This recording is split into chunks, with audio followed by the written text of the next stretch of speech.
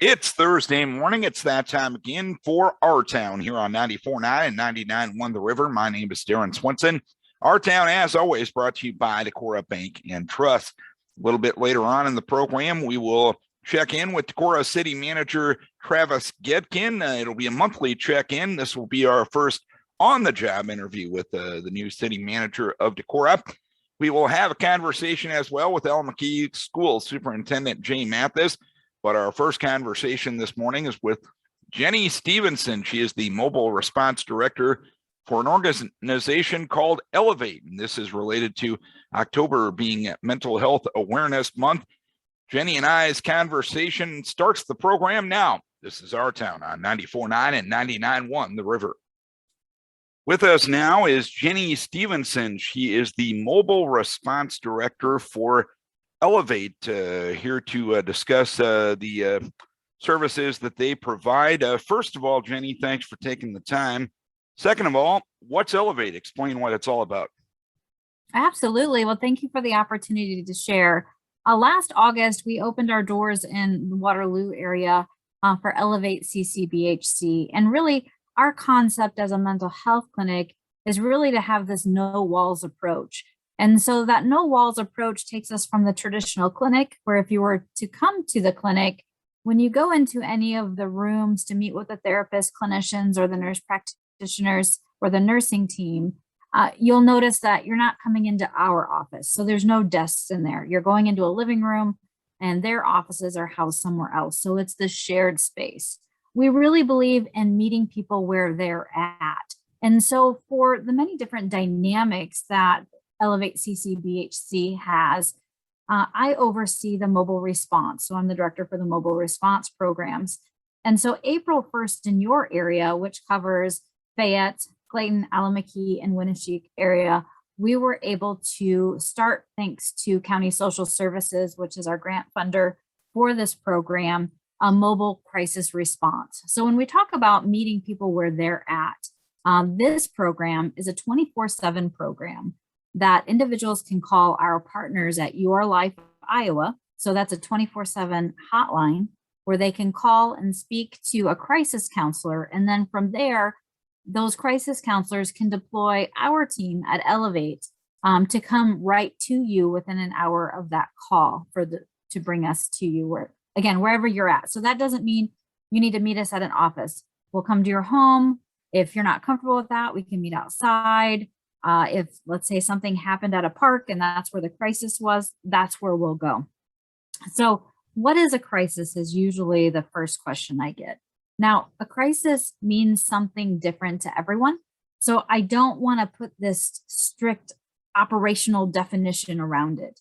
I really want it to be fluid because it means something different to everyone. Some people might like, well, that's not a crisis. That's not a crisis. If you are struggling and you need help, call us.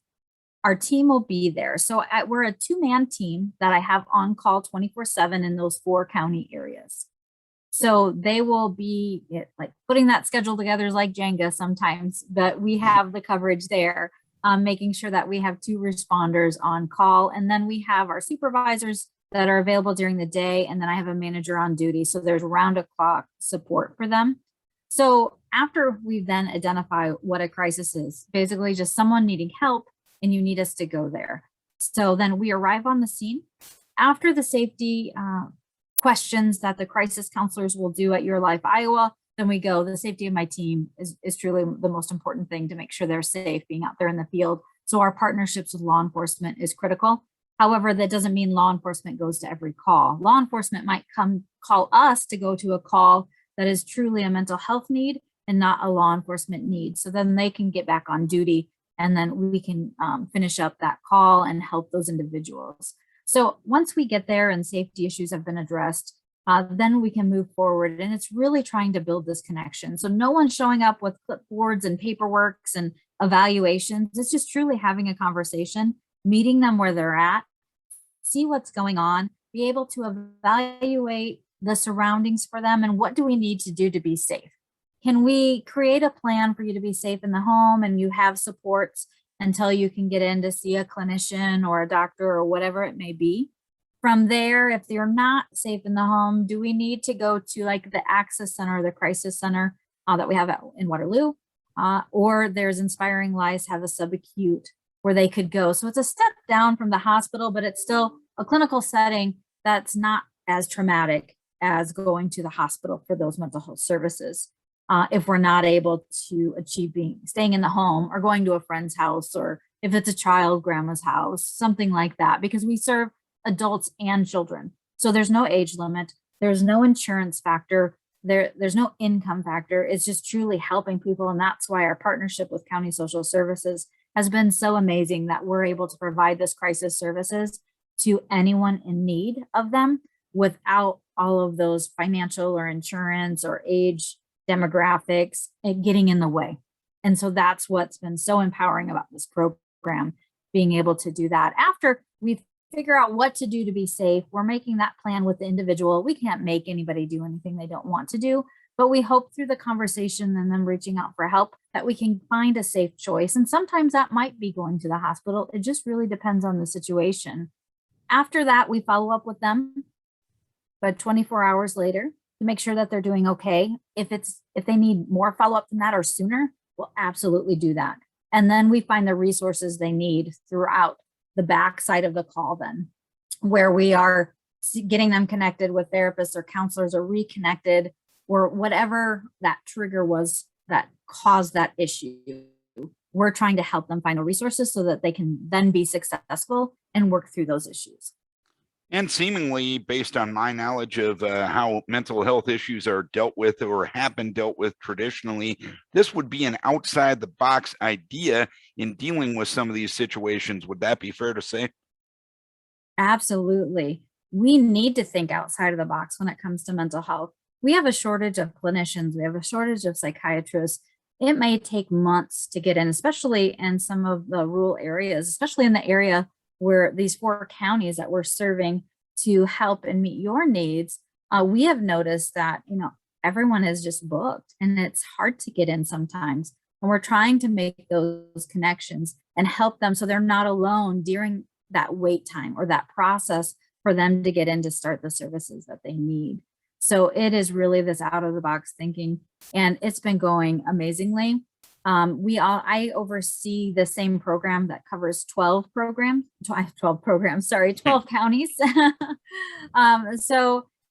In the southern region, we started in January, and then the north and the east, we started April 1st. But actually, there was a state mandate that came into place through legislation as of July 1st of 2021. All 99 counties in Iowa needed to have a mobile response team. So wherever you are in Iowa, if you call that Your Life Iowa hotline number, they will be able to dispatch mobile crisis wherever you are, because all 99 counties have them. Elevate just oversees 12 of those 99 counties. When it comes to this issue, how much is of dealing with issues like this is just letting people know that there is help out there and getting people in contact with that help before it's too late? Exactly. So that's why sharing this news, and that's why I appreciate this opportunity, so that people know we exist, that they don't need to be alone, and someone can come right to them within the hour of the call. So that way we can, if you look at it like this, if you've ever had a crisis, just think of a crisis you've had. I've had them. We've all experienced some sort of crisis in our life. And maybe you felt alone, isolated, or you were scared to ask for help. Because right now, when we think of it, when we have a crisis, we call 911 and we get the police, ambulance, or fire, or all three, depending on what's going on. So we're asking law enforcement to wear so many pseudo professional hats out there manning all of these calls. So we're also a partner to them, so that way we can be at the scene. Our workers are coming in plain clothes. They have IDs to identify themselves. They're coming in their own car. So then you don't have to worry about what are the neighbors going to think if I call and the ambulance comes or the police come. So we're trying to reduce those barriers in a very welcoming, caring approach. So, but the barrier is getting the information out there. It's new. So, something new and change is different. So just give us a try. If you are a community partner, that has to be happens to be tuning in, if you are a mental health clinic, the emergency rooms, the schools, any business whatsoever, and there's a consumer that comes in that's struggling, or you just see someone, we've been called to someone that they thought was struggling at a park, and we went there to see if we could help them, just reaching out and caring about people. And it's really this heartfelt mission, and all those that we serve, we hope that that's what they feel when we arrive, is that we just truly care and we're there to listen and to help guide them through the process, and they're not alone anymore. And too often in years past, people that need help have been timid to ask for it because of the stigma related to mental health. Are we at least moving in the right direction in erasing some of that stigma? Absolutely. Again, it's going to take time, because, even 20 years ago, we didn't have these conversations. If there was anything mental health related, it was hush and we don't talk about it. So as a society, we have been moving forward and being open about these conversations. For me, we all need help from time to time. There is an unrealistic expectation of what normal is, and we all have trouble achieving it because it's not a possible thing as far as just day-to-day living. So we all have ups and downs, and we all have things that happen in our life, and we just need extra help. So I think that conversation that's been having through mental health awareness and education has truly helped. And we've come a long way, even within the last 5 years. And how do we keep the conversation moving in the right direction to know that, as you were saying, we all have our struggles. Some of us need help at times. How do we keep that conversation moving in the right direction?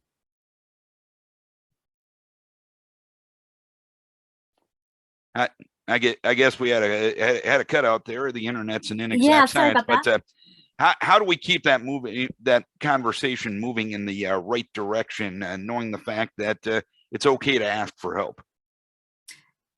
Having positive conversations and awareness, and keeping that conversation going, just like you're asking, is critical. So it could just be sharing that there is help that you can get right now and access it, and share, hey, I tried it. It worked great. We had experience. They helped me. And just keep that proactive awareness going. We are such a reactive society that it has to get so bad before we do anything or we ask for help. So really that proactive and that education side is critical. So that way we know how to maintain our health, and we know when things aren't going well, so we could start seeking it sooner than at the end when you're in a full-blown crisis. So I really want to make that point clear. You don't have to be in this full-blown crisis. You could feel like you are heading that way and still call us for help. And then we'll be able to intervene. So keep the conversation going by sharing the news of this program, making sure that we normalize that we all have issues and struggle in life. And then it doesn't mean that we're less than or ashamed of sharing when we do need help. We're human, and we all make mistakes, and we all have good and bad days. And just that knowing that someone's there really means a lot. Anything else you want to pass on regarding your services that you provide to the public? Anything else that we're missing that we need the public to know about? If the public could please just share this news with everyone, and I'll get you the 800 number, Your Life Iowa. You can call them, you can text message them, which is really important because not everyone wants to talk on the phone, but they might send a text message instead to reach out for help. Or you can chat online with a crisis counselor at Your Life Iowa and then dispatch us from there. Just to recap, it is for adults and children, and it's a free service to them. So there's no charge, there's no big bill, thanks to the grant that we had received through County Social Services. So we want to make sure that we're mindful of our spending of that and spending it appropriately and getting everyone the help that they need. So outside of it being a free service, we're helping anyone. And please don't think you need to be in a full-blown crisis to reach out for help. You can then or beforehand. Jenni, we appreciate you taking some time to tell us about the services that you provide through Elevate in the 4-county area that encompasses our listening area in the state of Iowa. Thank you for what you do to help out those in the public, and we appreciate you taking the time once again. Thank you for the opportunity. Jenni Stevenson is the Mobile Response Director for Elevate, and they're there to help you through any issues that you may be dealing with. Time now for our monthly conversation with Allamakee School Superintendent Jay Mathis as he joins us on the line from Waukon this morning. And Jay, Monday night, your board at the meeting discussed district, board, and superintendent goals for the 2021-2022 school year. What did you come up with? What would you like to see out of the district in all facets during this academic year? Yeah, good question. I like how you frame that. What I'd like to see is we have a couple years ago gone to in-service time instead of late starts or early outs. We do monthly all-day in-service time, and we found that it's better for staff learning, and it's also, I think, a lot better and easier on our families to plan around daycare for a full day as opposed to more frequent early outs or late dismissals. And so we've been using those to have our teachers work on improving lessons and instructional strategies and what we call engagement strategies, or getting the kids interested in their learning and more committed to it. We've added another component to that, so we're trying to continue to grow it. It's given our teachers more time to collaborate, and what they've asked for is even more time. And so our building principals have incorporated now into their school day schedules weekly time for these teams to meet during the school day. So it might be during their specials rotation or a common prep time for high school teachers. And so we're continuing to have them work on aligning their curriculum and also training them in what we call, it's a mouthful, social, emotional, behavioral, mental health training. And that's support for staff and students. We've got a greater number of younger and younger kids that come to us with some challenging behaviors and mental health needs, or social emotional needs, and just learning strategies to deal with those and how not to inflame the situation, but try to be consistent with our handling of those things so that they don't become big disruptions. So that was, and then also we talked a lot about just maintaining healthy financing and stuff like that, Darren. How do you go about judging whether you're accomplishing those goals or not? Yeah, so, with the curricular stuff, it has, we can look at test scores, and with the social emotional things, we have Iowa Youth surveys that we give each year that talks about some of those issues or addresses those, and so there's some data there, and a lot of it is just it might be office referrals, trying to cut down on how many of those behavior things happen, but a lot of those things just aren't measurable. Whether we're meeting the emotional needs of students, it's you kind of have to be here to actually see it. When it comes to the issue of mental health, that is something that was a taboo topic 2 decades ago. Now it's becoming more into the forefront of our conversation, not only from an educational standpoint, but an overall societal standpoint. How important is it to make sure that educational systems are doing what they can regarding that issue? Well, it's extremely important. Unfortunately, we hear way too often of suicides, but not just suicides, but also just people that are struggling, and so I think it's very important for us at school. It's extremely important because if a kid is struggling with something that's happened at home or relationship-wise, it's hard for them to do their best academically, and so it's very important for us to be able to try to identify any warning signs and help give them some coping strategies for lots of reasons, Darren. Another topic that went before your board this week was kindergarten iPads. What was that discussion all about? Yeah, so we had some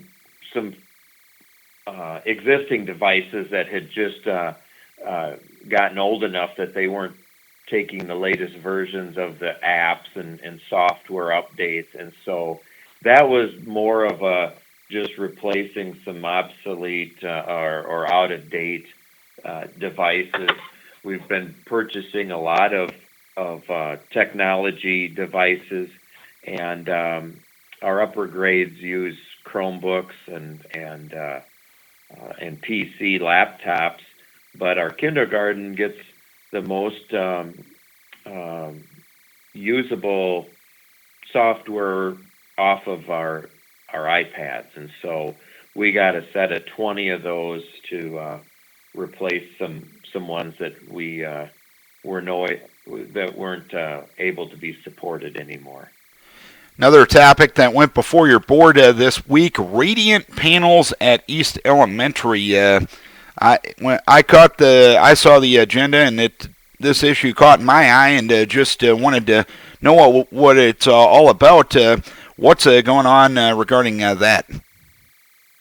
Okay, so in our two elementary buildings that we renovated, the heat system, instead of using the old steam boilers and what were called classroom ventilation units, there are the boxes that set underneath a window and pulled in air from outside and blew it across a heat coil for heat. We replaced those with new heating and cooling system that for cooling there's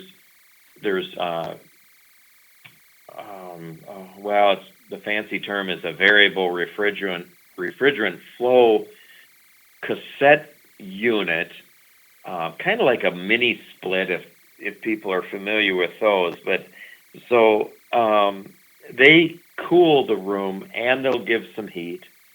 Then there's an outside air unit on the roof with ducting throughout the building that can also supply some heat or cooling. And then when that isn't enough, when the air temperature gets really cold, it's hard for those to do the trick. And so we have radiant panels are just as it sounds, it still uses hot water, but these panels are in the ceiling instead of the units that you might see around the baseboards and stuff like that used to run hot water through them. And we've got two classrooms in East Elementary that have they're in the northwestern corner, one on the first floor, one on the second floor, that with large expansive windows. And when we get a cold northwest wind in the wintertime, those they currently have 6 radiant panels in each, and we're going to double that and put another 6 in each room, just so that on those really cold days we can keep those two classrooms as warm as the other ones without having to crank the heat so that it cooks everyone else out. So it's just we found that the sizing, the architects and engineers do their best to try to balance the system so that everyone can be comfortable, and this was just our way of addressing those two rooms that just never seemed to warm up as much as the other ones. I'm guessing gone are the days I remember being in school, sitting next to a heating device, and when you crank that thing up so loud that I could barely hear the instructor, or at least I use that as an excuse in my academic days. That type of stuff doesn't happen anymore, correct? Right. No, it's pretty nice in those classrooms. Very comfortable and quiet. Those systems are state of the art and run efficiently, and you don't hear them at all. And last month, of course, the headlines got made, and it was a topic of discussion in many districts, including some area districts. A federal judge blocked the enforcement of the state law that went into effect in May that restricted districts' abilities to put in mask mandates. And I know you don't have anything restrictive going on in your district as of this time, but do you feel that ruling, at least for the moment, will allow districts more freedom in dealing with potential outbreaks the way they feel they need to do so best? Yeah, I would agree with that statement. It certainly allows districts to have the freedom to do that if they choose to. And a couple of matters from last month's meeting, as our timing didn't work out in September to have a conversation. I know in September your board dealt with the certified annual report of the district. A, what is the certified annual report? B, what information does it provide the district? Ooh, wow. Great question. So the certified annual report is really the financial report for the ending of the fiscal year, which runs from July 1st to June 30th each school year. And so once the books have been settled on that fiscal year, then those numbers, and it's a everything from expenses, and they're categorized by different buildings and functions. What I mean by a function is like one might be instruction, another one might be salaries and benefits and support staff, and so it really just supplies the state and then ourselves with how the year ended up and what balances there are and how much was spent in each category, how much was spent on school buses and salaries, benefits, instructional materials, computers, you name it. And I know last month you also discussed your annual transportation report. I know when it comes to square miles, your district is a very large district.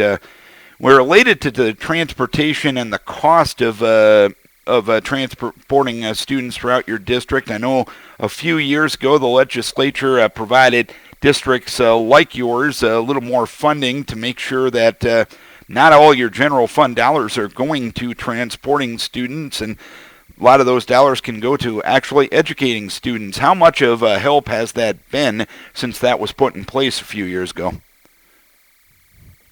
Well, every bit helps, and that was much appreciated. And as you say, we have a large district. Part of what I do is calculate the percent of our general fund that's spent on transportation, and it runs right around 6% of our general fund budget. And it's going to be less than that in a smaller district, where you don't have as many routes or as many square miles to run.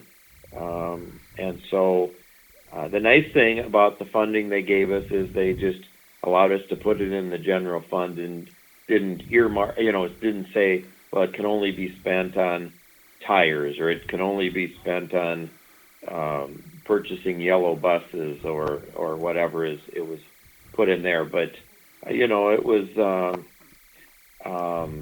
gosh, I didn't look that up. I'm going to say it's around 40,000, and that's a significant amount of money to help us out with with salaries or with maintenance or field trips, or you can kind of take that money and say, hey, that's enough to support all our field trips for the year, or pay for several of our, a number of our drivers. And so it was very helpful and much appreciated, and a lot of credit goes to, some of our support groups, in education, like School Administrators of Iowa. There's Rural School Advocates of Iowa group that we're a member of, and so they've been working hard to educate our legislators and inform them of the challenges that some of the rural districts with large square miles that we face, and trying to level that playing field. Anything else you want to pass on, as long as we got you on the line this morning? Anything else we're missing that you want to pass on to your district? Well, we just had our certified enrollment, and we are down 22 students from last year. We were down 24 last year from the year before, and so that's a concern. But financially, everything else is in very strong shape, and our tax rate is one of the lowest in the state for schools. It's under $10 per $1,000 evaluation, which there's only about 30 districts out of 350 that have a rate under $10. So we feel proud of how lean we are able to run for our size and geography, and at the same time we feel like we're meeting the needs of our students academically and socially, and fine arts, athletics, and are proud of what we're doing. And I just need to give a shout out to our school board for the great job that they do. There is an election coming up. I encourage people to get out and vote for the candidate of their choice, and show the school board that we appreciate the work that they do. And I'll ask one more question to piggyback on the certified enrollment. You mentioned you're down at 22 students this year. How much of a financial effect will that have on your state supplemental aid in 2023? Well, it's about $7,000 per student, so we're around $150,000 so it has an impact. There's no doubt about it. And one way to look at it too is those 22 students are spread out amongst 13 or 14 grade levels, and so it's not like we can just eliminate one section or one teacher to make up for that. We are sitting on a healthy $5 million unspent balance, and so that's part of the reason why we carry a healthy reserve, is for situations like this where we have a decline, so that we can continue to offer services without having to immediately look at cutting programs or cutting staff or field trips or things of that sort. We want to keep offering the same great opportunities for our students. And one more question, since the certified enrollment this year is going to affect the state supplemental aid in 2023, does that give the district enough time to kind of manage any potential situations which could come from that shortfall? Yeah, it gives us time to look forward, and which we have to do every year anyway. And so it is helpful to know kind of what to expect. It'll be good. We always encourage the legislator to set our supplemental state aid early, so we can plan that way and make decisions on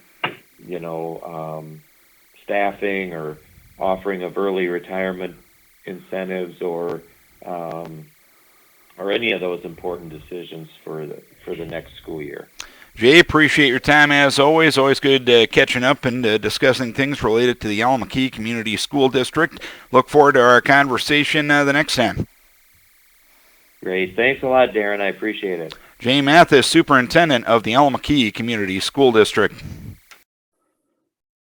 Time now for the first on-the-job interview with the new Decorah City Manager, Travis Goedken. And I know, Travis, you've been on the job for about a month and a half now. How has the transition gone?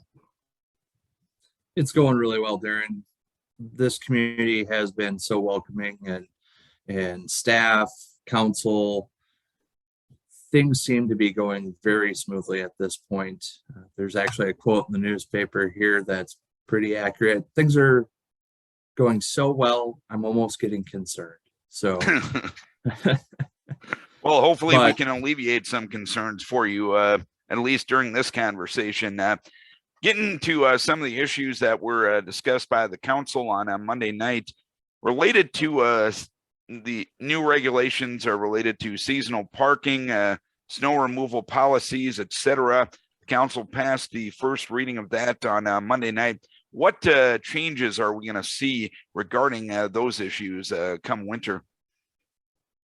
Yeah, so the main goal behind the alternative, we'll call it alternative side parking ordinance, snow ordinance. The main goal is to achieve better efficiency on snow removal so that when the street crews go out during snow emergencies, that the residents are only parked on odd side of the street on odd days and even side of the street on even days. What that does is allow the street crews to go out, have clear sailing on day one. Everybody moves their car, and on day two, they hit the other side and have smooth sailing. No more of this crumb roll all the way around cars that have sat there for a day or two. And will this apply to all areas of town? Are any areas of town exempt to these new regulations? Yeah, so we'll see if council continues to approve for readings 2 and 3. But there are some unique areas of Decorah specifically that have maybe odd and even street addresses on the same side. So we'll work with those individual property owners. But yes, largely it is across the entire city. That does include current streets that have no parking this side current signage. We're going to work with the public, educate heavily. Should council continue to approve this ordinance, that's going to be our focus, is education, because on those streets in particular, there's going to be some confusion. We're going to take those signs down, replace. The same ordinance will apply. Odd days, odd side, even days, even side. And when will these new regulations go into effect, assuming the council approves the second and third readings of this ordinance? It will go into effect as soon as it's published in the paper here as required by state law. So it will be in place this season yet. Again, Darren, do want to emphasize on a staff level, our goal is going to be education to get compliance. You know, there may come a time that there are tickets put on cars, but our goal is compliance. And when will this ordinance go to? What will these? Is there an end date to these ordinances? Like on a yearly basis, I should say. I should emphasize that. Gotcha. I understand. Yes, the way it's currently proposed, it is April 1. So it gets us through the month of March for that winter season parking. I know the council answering your question. Yeah. I didn't phrase it as well as I should have, and you answered it very well. So you have handled my Norwegianness very well for the first time on that end of things. But nonetheless, I know the council approved the second reading of the redistricting map. Third reading will go before the council for its next meeting. Again, to emphasize the importance of this, these new districts will go into effect in January, correct? January 15th, correct. Okay. So that is when, by state law, new districting maps must be used for elections going forward. So want to emphasize where you voted in the last election is still where you vote in November. So there's no changes at this time. Interesting note on that, Darren, is that since the state has actually not approved their districts yet, we will have to hold off on our third reading unless they are going to reconvene on the 28th for a possible approval of another variation for them. If they approve it, it will be on the next meeting, but if they don't, we're going to hold off just to make sure that the state does approve theirs, and then we'll do our third and final reading. So why does the state have to do theirs before you guys can do yours? Well, I'll reserve my full comments, but state law does require that they have theirs established so that should, hypothetically speaking, their district segment either a city or a county district, we can't do that. So they have to formulate their districts first so that each city and county fits within those districts. They're not dividing any local districts. Understood on that end of things, and I'll read between the lines on the rest of that answer. I know the utility committee discussed a couple of interesting nuggets on Monday night as well. First of all, the electric vehicle charging stations, a couple more of those coming to town from what I understand. Is that correct? Yep. We did enter in a contract to get 2 new stations downtown. So, excuse me, really excited about that. And the conversation at the utility meeting surrounding that was simply cost. Are we going to charge a fee to use those? Are they going to be free for use? And general consensus really quick was at least recover the costs associated with operating those. So staff will work with what that rate should be. And there's some discussion regarding Alliant Energy and streetlights. Tell us about that. Mm-hmm. So there is a lot of confusion surrounding some of the infrastructure is owned by the city, some of it is owned by Alliant. And so depending on the ownership, it changes who pays for different things. So we do have a franchise agreement in place that if Alliant owns infrastructure and the city widens a street, we're talking about East Main here, Alliant has to move that to accommodate our street project at their cost. However, things can never be easy. So East Main, 3 poles needed to be moved, 2 of which Alliant owned, 1 of which the city owned. And it just so happened that the city-owned pole was rotten at the bottom, needed to be replaced, so not just moved. And then the street lights, those are separate ownerships. So the city owned all the wire and the lights, but 2 out of the 3 street poles were owned by Alliant. So they moved those, but everything else has a cost to us for relocation. They give the first 450 feet of wire free. I'm diving way into the weeds here, but we had to really dive into the weeds to try and explain this best. 450 feet of wire is free, and then beyond that, you have to pay because it's 150 feet per pole. So there was a charge for the additional wire, and there's going to be a follow-up meeting between Alliant and the utility committee, to try and further explain that, do a better job on the difference between city-owned, Alliant-owned, and what that cost boils down to. So what you're saying, it's clear as mud now, basically? Correct. Yep. So those were some of the issues that were talked about this week. As long as we've got you on the forum, anything else you want to pass on to the city at this time? Anything else the public would need to know at this time? Mm-hmm. So again, we've already touched on the redistricting maps. I really want to emphasize that all the discussions right now would not apply to this election cycle.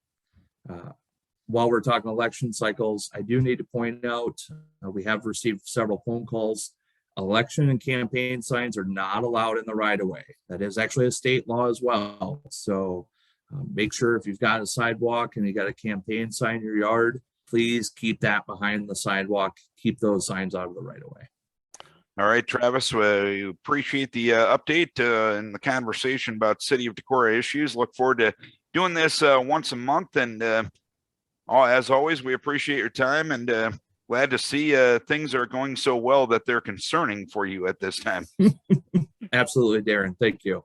Travis Goedken, new Decorah City Manager, joining us on Our Town.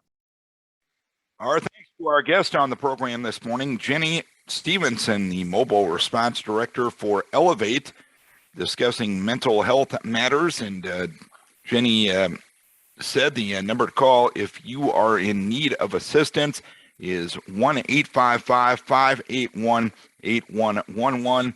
And they will connect you with Elevate. And they are kind of an outside the box idea to dealing with mental health issues. And it was an interesting conversation with her. We thank Superintendent Jay Mathis of the Allamakee Community School District joining us, and Decorah City Manager Travis Goedken. Don't forget, each and every week, you can watch Our Town on our YouTube channel, so you can actually see the interesting people we have the privilege of talking to each and every Thursday morning. Our thanks to our guest, our thanks to our sponsor, Decorah Bank and Trust. Most importantly, thanks to you for tuning in, for logging on, or for watching Our Town on 94.9 and 99.1 The River.